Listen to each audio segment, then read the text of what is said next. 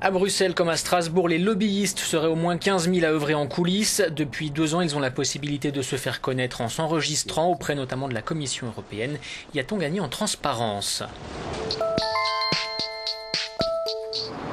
Informer, conseiller et bien sûr tenter de faire valoir leur vue. C'est le rôle des lobbyistes ou représentants d'intérêts selon la terminologie officielle.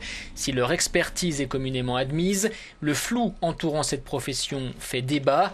Pour ce consultant, leur mode de fonctionnement est pourtant limpide. Ici à Bruxelles, chacun sait que le lobbying fait partie d'un processus de consultation, d'expression de la part des organisations, des entreprises, souhaitées par les institutions.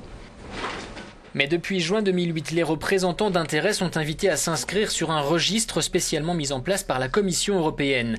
Objectif : identifier les intérêts qui influencent le processus décisionnel communautaire et les ressources mobilisées à cette fin. Cabinets d'avocats, ONG, groupes de réflexion, syndicats, entreprises et autres organisations patronales, un peu plus de 3000 l'ont fait à ce jour. Les informations disponibles dans ce registre sont consultables à cette adresse.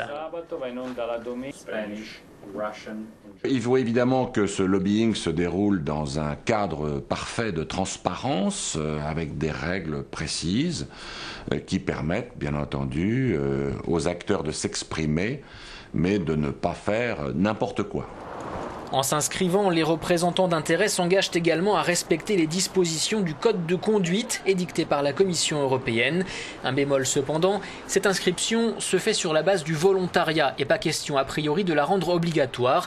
Pour l'heure, Bruxelles se concentre sur la mise en place d'un registre commun avec le Parlement européen, projet qui pourrait voir le jour en juin 2011. Pour en savoir plus, Europe Direct, c'est un numéro vert, un site web et un bureau d'information près de chez vous.